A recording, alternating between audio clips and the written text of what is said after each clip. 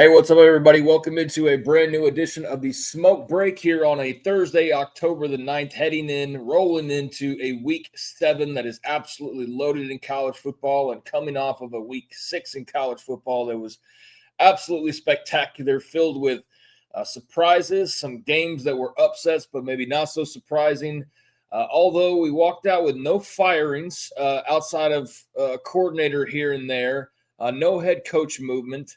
And relatively just kind of a normal college football weekend, but we are setting ourselves up for another insane week here. And we do possibly have some coaches movement that's going on, as we'll start off with this story before we get into the games of the week. And just on Thursdays, taking a look ahead, but also taking a look back at what's been going on.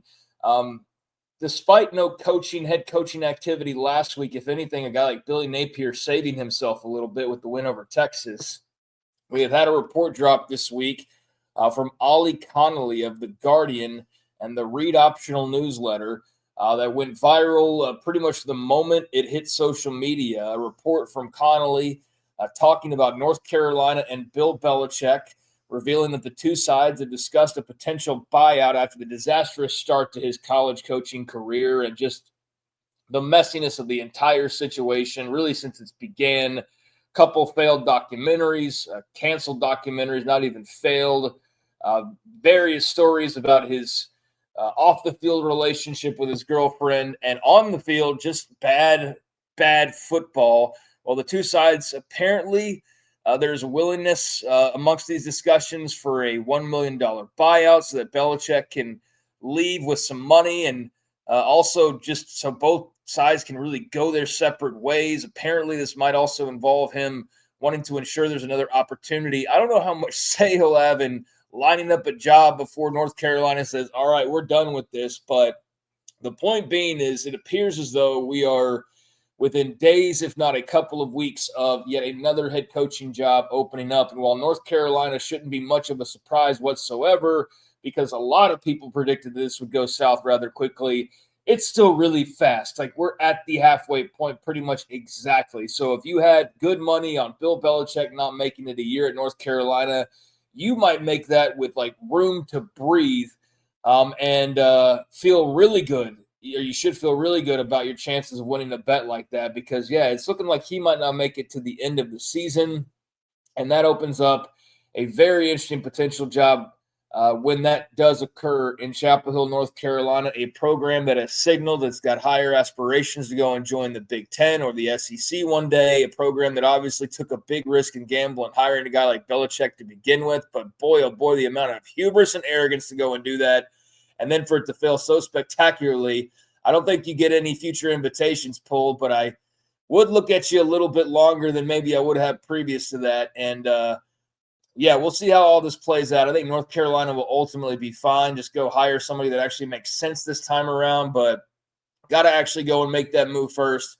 Hasn't happened, but it does appear like we are going to have not Billy Napier joining the line next. He's actually given himself some breathing room, but it could be Bill Belichick flaming out in historical fashion if reports are to be believed. So that's a hot piece of news here at the midway point of week number 7. There's also on the peripheral of the football conversation, not the on-the-field stuff, but the off-the-field stuff. I try to avoid that outside of coaching news as much as possible in season because, quite frankly, I get my fill in the offseason, and I don't really care about this stuff in season, but it is important that the NCAA has officially adopted a new transfer portal window, which will take place January 2nd through the 16th. No more spring window, but this has now been voted on by the D1 Administrative Committee, and they've adopted those dates as the new portal in 2026. So there's a lot of details to this. There's already people that are picking this apart. There's already the typical buzzard lawyers that are swarming around and circling and see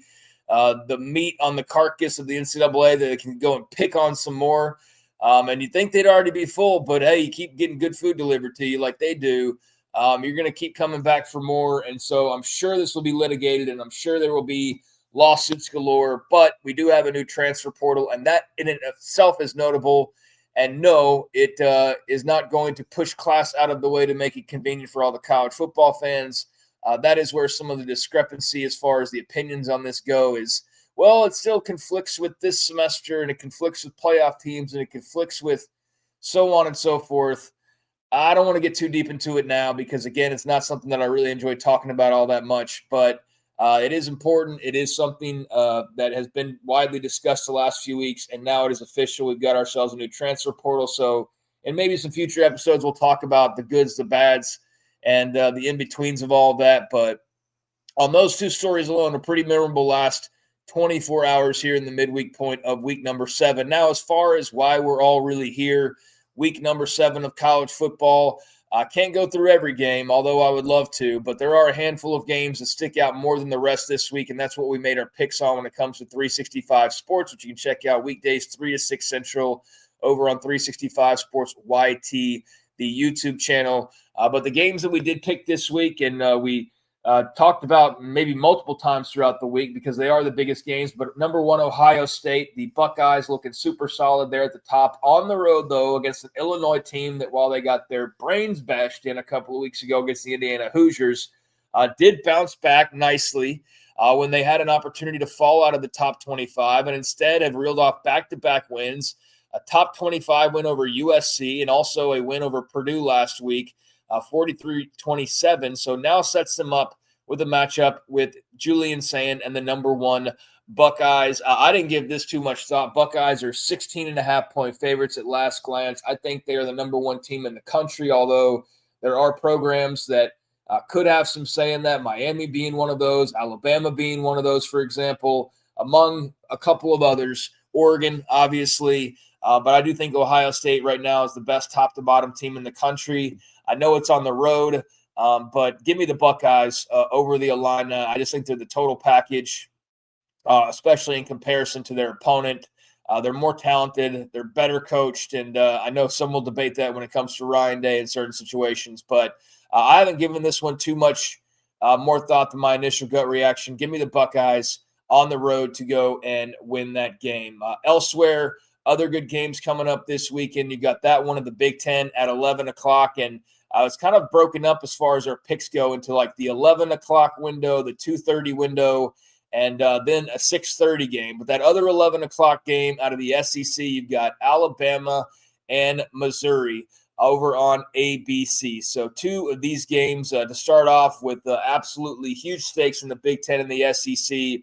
A bit better odds for the home team here than in Illinois, as Missouri 5-0, really good starting quarterback, really good running back, just 5.5-point favorites, or 5.5-point underdogs, I should say, at home against the Alabama Crimson Tide. This is less about Missouri, although I am taking into account home field. This is obviously a hugely important game as Mizzou's 5-0. They're 1-0 in the SEC. Alabama's 4-1. They're 2-0 in the SEC. So if Bama wins, a 3-0 record in the league, especially given how the season started, would be terrific. Mizzou wins. Obviously, you're 6-0. You're 2-0. You got a win over Bama. You would feel great about things. This is a really good quarterback matchup. This is a really good running back matchup now that Jan Miller's back into the equation for the Crimson Tide. It's got a lot of fun that's going to be had, I think, in this one. And the Tide 5.5-point favorites in the home. I'm rolling with the Crimson Tide. I think Alabama might be the best team in the country. I know I just talked about Ohio State, but Alabama might actually be the best team in the country. Love the way that they're playing right now. Super impressed with the way Kalen DeBoer's got this thing moving at the moment. And despite all the hand-wringing and the hair pulling and everything else when they lost that opening game to Florida State, Bama seems to be in a good groove. So give me the Tide in the other 11 o'clock game. In the 2:30 window, Big Ten back at it, Indiana and Oregon at Autzen Stadium in Eugene. The Ducks, another team that could, again, make a case for the number 1 team in the country. And Indiana, a team that could make a case for most annoying coach in the country, depending on what fan base you're talking to, or coolest, most trolling, fun coach in the country, depending on what group you're talking to. But we can all agree that Kurt Cignetti has put together one hell of a football team in a short amount of time there in Bloomington. And this is a huge opportunity for the Hoosiers, who blew out the Illini in their one-ranked opportunity a couple of weeks ago, turned around and eked by Iowa on the road in Iowa City, but a good win nonetheless. And with by far their biggest challenge of the year here in the number 3 Ducks on the road. They've also got Penn State down the line, but really just those two challenges remaining with 6 games to go for Indiana. So what happens when you don't play anybody in the non-conference. So we'll see how long. We've seen other programs kind of take this tact where we're going to take the least amount of resistance possible, and you can just be mad about it. And so it'll be interesting to see if strength of schedule, how that kind of comes into play for Indiana moving forward, especially this year if they're in the conversation with a non-con that was Old Dominion, Kennesaw State, and Indiana State, about as bottom rung as you can get. But a win over top 10 Illinois, and now maybe an opportunity to win over a top 5 Oregon on the road. Those are some good anchor pieces for Curt Cignetti, but I don't think they're going to be able to brag about that. I think this will be a hellacious game with a lot of fireworks, but I'm taking the Ducks at home in Eugene. Meanwhile, the other 2:30 game, big one, Oklahoma and Texas. I mean, this one to me boils down to, is John Mateer healthy? If he's healthy, then give me Oklahoma. If he's not, then give me Texas. And right now, I can't say that he's healthy, so I'm picking the Longhorns in this one. And really, truly a coin flip. If Mateer was healthy, I would have no problem just saying, yeah, it's Oklahoma. But there is that question mark. There's a lot of scuttlebutt. You got dudes on the Texas side claiming to have inside info. I don't buy most of that. I don't think really, truly anybody outside of a select few people know what's going on with John Mateer. And I don't think it's really that public of knowledge. But, a lot of people claiming they have insider knowledge tend to believe who you want to. I lean toward he's not playing just because it's been such a quick turnaround from, yes, what was not a super invasive surgery, but was a surgery nonetheless. And I wouldn't want to risk, even though I'm no doctor, him missing games 7, 8, 9, 10, 11, and maybe being banged up heading into the postseason as opposed to missing this one game and getting healthy and being back in a week or two. But I think Texas, especially in light of last week, will want to bounce back in a big way. Doesn't mean their running game is going to magically appear against a really good Sooners defense. Doesn't mean that Arch Manning's not going to make some bonehead throws that are either inaccurate or maybe picked off. But I don't trust Michael Hawkins to go out and beat Texas right now as much as I trust John Mateer. So I truly flipped a coin on this game. And I have a hard time believing that Mateer will not play and seeing Oklahoma, even with a really good defense, winning this game. I just think that dials things up in a really favorable way for Texas with their own struggles or not. So with me right now believing that John Mateer is not playing, give me the Longhorns. But, man, if Oklahoma wins this game, you give Texas a third loss at the midway point. That's going to make for some really interesting conversation. I think you'll even hear that very quiet minority crowd that exists, but you don't hear from them often, that don't like Sark and don't believe in him. I think it'd be like the golden opportunity for them to start poking their heads back out after back-to-back semifinals appearances and going, see, he can't win a game, see? But I'm not expecting that. If that does happen, though, then and I think you'll get some of that. You'll definitely get a lot of hot commentary on Texas and their failure to meet their standards. But if they win, then playoffs are back on. Even with 2 losses, they have to have a very low percentage chance of basically winning out and winning the SEC. But they'd still be somewhat alive, whereas with 3 losses, even a brand like that is pretty much dead in the water. Oklahoma can eat the loss and be fine, but there's the pride hit that you take. And just really unfortunate that if things do play out to where Mateer can't play and Oklahoma loses that game, it's going to be a big what if, considering how good you were feeling and how you were rolling along. So just injuries suck. You want to see the best players play. I'm hoping Mateer will play, but give me Texas with the belief that maybe it's a little bit too early for him to come back. And then in the nightcap game, what a weekend this is. Michigan and USC at 6:30, another one out of the Big Ten, as that conference's schedule really ramps up and has an impactful weekend ahead of it with some big games to create some separation. And, of course, Michigan's been, a top 25 team, but one that's just sort of out there. We've seen some good things from Bryce Underwood. Very bright future ahead of that young man. Michigan, however, not historically all that successful based on what I was reading earlier this week when heading out to the West Coast, and they are heading out to Los Angeles for this one, the number 15 Wolverines, the unranked Lincoln Riley-led Trojans. USC favored in this game and favored by 2.5 points as of the latest update. Jade Mayava's played really well for them. I like USC's opportunity. I understand why they're favorites, and I think that they are deservedly the favorites. But I don't know. I've just got a weird hankering about Michigan in this game, and maybe I'm trying to be too cute with my picks to try and find a game where I can one up Paul Catalina or David Smoak in our weekly contest.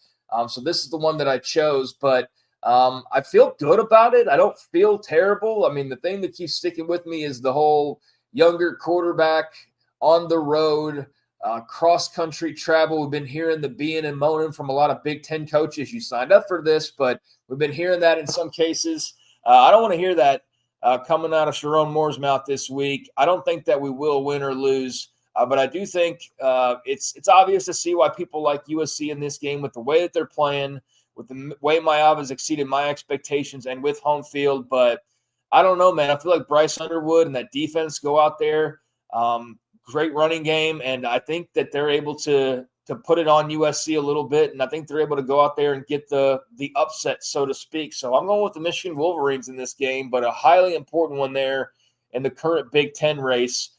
So, yeah, there's where my picks are this week, going Ohio State over Illinois, Bama over Mizzou, Michigan over USC, Texas over OU, and Oregon over Indiana. So 3 road teams out of 5, probably not going to work out that well for me, but that's why I don't bet for a living, and that's why I don't encourage you to make picks off of my picks, but I do feel good about them, and I look forward to seeing how right or wrong I am when we return on Tuesday for another edition of the Smoak Break, and not even touching on a lot of the other games out there, some really big ones in the Big 12 with some real meaning in the conference races like Arizona State and Utah. I'm highly intrigued by that game coming up on Saturday night. BYU out at Arizona could possibly be interesting as well.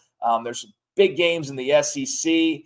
Again, can't talk about all of them, but just glossing over Georgia at Auburn or Florida at A&M. Those could all be very interesting games as well.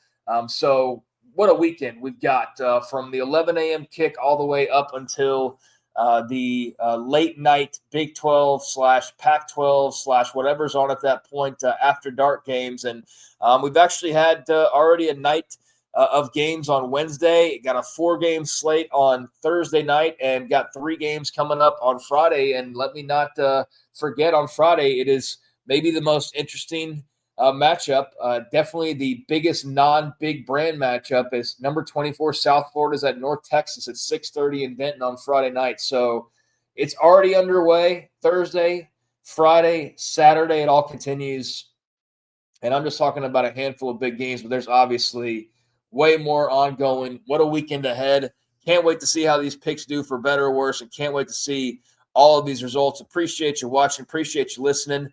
Please hit that like and subscribe button if you want a couple times a week some videos to your feed talking college football from just a college football loving fans point of view. Until next time, I'm Craig Smoak, and this has been the Smoak Break College Football Podcast.